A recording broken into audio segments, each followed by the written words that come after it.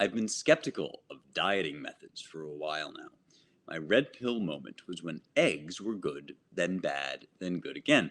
That's actually my red pill moment too on this, and I'm going to get into some of this. People have been eating for all of history, but diets as we know them have been around for maybe 50 years, since the abundance of food and choices we have. It seems like studies on diets are either inconclusive or a grift, like Jenny Craig. What are your thoughts on diets? Also, apparently, the next step to get us to eat the bugs is to start breaking down what proteins to eat. Make sure you get your dose of chicken, beef, turkey, and bugs. Well, okay, so I think that the bugs are related to the diet problem. And I love this question too, Helen, and that's why I made this a mailbag question. I hope that's okay, Tyler, on the episode that I filmed today. By the way, now that you're done with the Political Love series, I think that you are really going to like what's in the can next. I'm really pleased with the next series that's coming up. I won't say what it is because I don't want to give it away. But I think, Tyler, that the bugs and the diets are part of the same thing. And that's kind of counterintuitive because they have occupied different regions of the political compass lately, right? The bugs are sort of the lefty globalist thing, and the diets are becoming a right wing bodybuilder thing, and a kind of like, lift maxing, uh, sort of RWBB bro situation. However, they both have the same a fundamental underlying rhetorical and logical or even philosophical flaw, which is that the arguments they make for what you should eat and why are based on a view of food which is materialist. The bugs argument, as you kind of adumbrate here, is you need to subordinate your own aesthetic revulsion and your tastes and your eating to a supposedly hyper efficient economic and environmental model, and to our analysis of the protein content, which is to say the material content of the food. If you listen to bad diet gurus, and not all diet gurus, in my opinion, are bad, but if you listen to bad diet gurus, they talk in the same way about food. Oh, bro, you got to eat this raw, this raw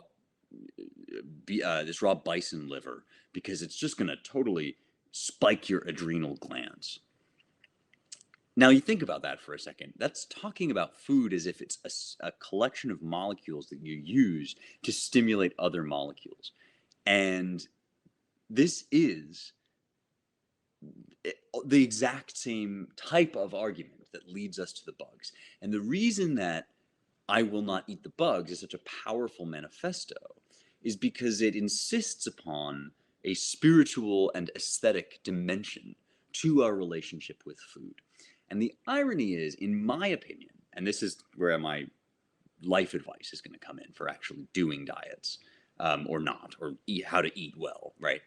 The irony is you will get better results if you take a holistic, vibesy approach to your relationship with food. And let me say what I mean by that. I'm an intermittent faster. That's my technique. I like intermittent fasting. And it helps me to get the physique I want. But the way that I found my way to intermittent fasting, not because it was before it was cool, way before it was a trend, because I had wanted six pack abs since I was a kid. And I had tried and tried to do it, and I was just like, this is impossible. It's literally impossible for somebody of my physiognomy to want to get six pack abs. And yet I still wanted them. And so I was like, man, this sucks. And at some point, I just stumbled upon the fact that I was really busy one day and I didn't eat. And I was like, man, I feel great. And I feel like I'm burning a lot of fat. Like I feel like I'm really. And so tentatively and with some trepidation, I began to do this regularly. And I reinvented the wheel. Like I invented intermittent fasting without knowing what it was. Because I was in touch with for the first time, instead of taking some diet guru's advice, I was listening to my body. And I was thinking, this is how my, sort of subjective experience of my body seems to relate to the results that I'm getting. And then I was getting good results and started getting more and more results. And I became this devotee of intermittent fasting before it was cool. And now I've got everybody intermittent fasting. Josh, my dad, like I've totally got everybody on the train. I've become an evangelist for it. And it's not because I think that intermittent fasting is the only way that you can get six-pack abs or whatever goal it is that you want to have. It's because I think that you need to be in a holistic and subjective relationship with your food, a vibesy relationship that acknowledges that puts first and foremost your just common sense reaction to the food.